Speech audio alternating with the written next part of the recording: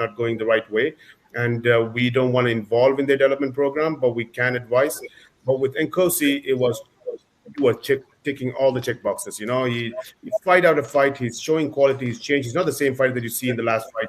Every fight, he's just leaps forward in terms of the quality of his fights, and that's it's crazy. You don't see that much in a lot of athletes, and we've seen a lot of athletes in Brave, and we've seen from every part of the world.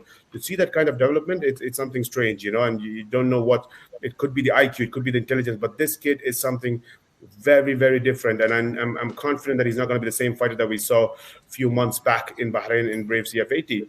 100% that's going to be the case. So, but on the other hand, you're looking, and we were lucky enough to see the development throughout Brave. Like you mentioned, he started with Brave, his pro career, went all the way up to becoming a champion today, and that's one of the stories of Brave as well. This fight in the main event signifies the value of Brave. We don't have to talk about it. The case study of the main event itself is what we are all about. We're looking at Nkosi, who never knew that this should be his career, and the first time he saw what the magnitude of the sport called mixed martial art is when he traveled outside of South Africa and came to Bahrain for the World Championships of Amateurs that was held in Bahrain. When he saw the record-breaking numbers of countries that's attending, record-breaking numbers of the athletes that was attending, buildings and billboards and lampposts and lights all over the country filled with mixed martial art and posters around the whole nation, he knew that this sport is not something that I've been of. It's something much more big, and I could be a part of it. So if I am here and part of this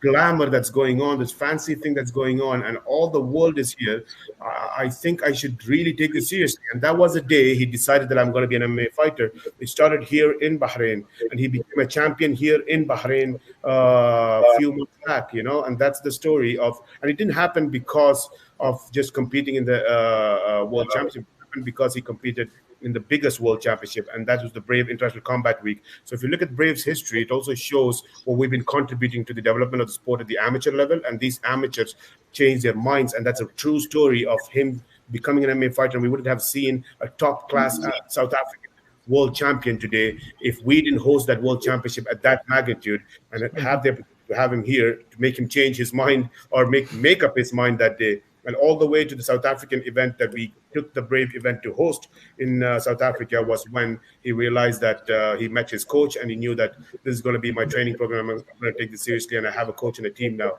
So every step of the way with Brave, while he was with us, every impact of his life in his career has been something to do with Brave hosting in South Africa or being part of the Combat Week. And here we are. He's fighting to defend his title against one of the best bantamweights in the world. But on the other hand, you're looking at Shorty Torres, who was the first KHK member. I just told you the story of before Brave we started the KHK team, and Shorty Torres was a founding member of that team with Khabib and Islam Makhachev.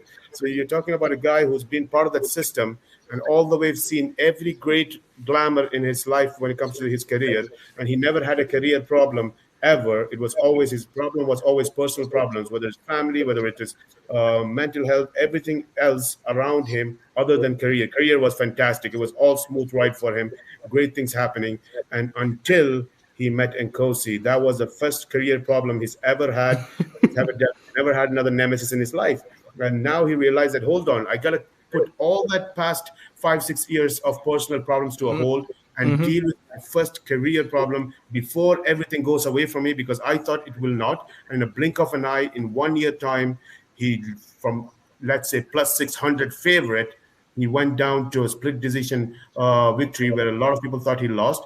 And in the same year, he lost his title as well. And people started questioning his quality. People started questioning if he was really that good. And now he's getting opportunity to redeem himself against Nkosi, who's, like I said, every event, every fight, he's just nonstop developing and a changed fighter. So I think this is one of the best bantamweight fight in mixed martial art currently, because we have one of the stacked rosters for bantamweight in any promotion. And I think this fight is going to be very interesting to see how it's going to end up, because I think it's a lot to do with a fighter like Nkosi who's put all his efforts into his career. That was all his focus. Like you would not know half of the things in his personal life. Nobody has heard many things about his background or what he's going through. I mean, the basic stuff, but nothing more. His story has been his career, but Shorty's story has been his personal life. And for him to move and focus on his career before the guy who has been just focusing on his career for the past 5 6 years is going to take everything away from him. He's going to take this fight really, really seriously, and because of that, he's traveled to outside of his circle and went to Extreme Couture Gym in Las Vegas to do his training, while Nkosi seen the result with Soma Fight Club in Indonesia and in Bali, and he's back training with the team. So two guys far away from each other, flying to a new continent to fight. You know, they're still staying in two different continents to go and fight in the third continent. So it is a crazy road. I'm going to say you, sir, are a very good salesman because I've already been sold on this fight. Really, really excited about it. And then you said some things here, and anybody watching this, I'm certain would not miss it. Ladies and gentlemen, it's going to be BRAVECF 82 happening in Mauritius. On Farouk, remind me of the date, Farouk. May 11. May 11 from Mauritius. Come on, Africans!